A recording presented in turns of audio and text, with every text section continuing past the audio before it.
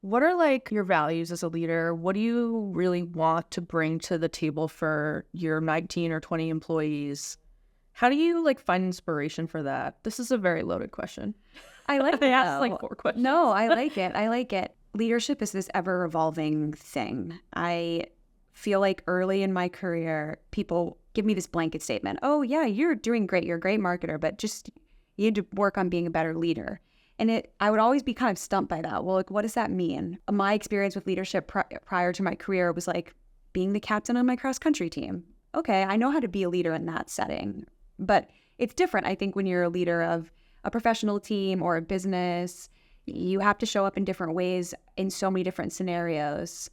It's not like I just need to make sure the team gets together before a race and has a moment where we all express gratitude for being there today. Do you know what I mean? Yeah, totally. So I think being a good leader is when you are self-aware enough to know that how you show up really impacts others.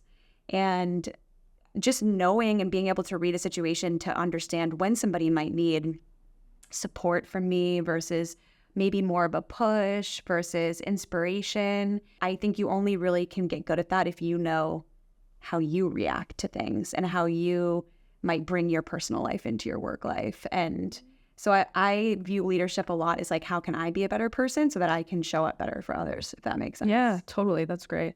We just did performance reviews this past week, and I asked them to explain to me what their leadership style is, because I think it's a really hard thing to articulate, right? If we can at least start to build language around it, I think it gets easier then to have at least a benchmark to build off of. Mm-hmm. And my leadership style in the past, I used to define it as like lead by example, lead by being an everyman. Like, I'm going to be in the trenches with you. And now I would say that's not my leadership style anymore because it stopped being productive. Mm-hmm. So now it's more about, I think, knowing when to roll my sleeves up versus when to let other people have space to lead, and when I should be mentoring versus being a partner. Right. And I'm sure it will change a million more times too. I love that framing around like change, because I think some people feel stuck in like their leadership style or like what it should look like.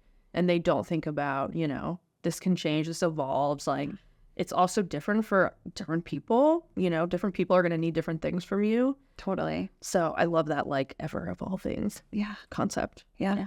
I also love the concept of above the line or below the line leadership. Are you familiar with this? Yes. And I think about it all the time. And it's so simple, but I really do think about it all the time. Someone suggested that book to me years ago, and I read it and I was like, oh my gosh, this is the answer to it all. It's so good. It's really good. Yeah. And I always am gut checking myself with like, am I acting above the line or below the line? Like, am I being intentional and thoughtful about how I'm communicating and showing up? Or am I reactive and emotional? And not that you can't be emotional and above the line, but I think just the intentionality of being above the line is something that I am constantly like temperature checking myself on. Yeah, that's so great.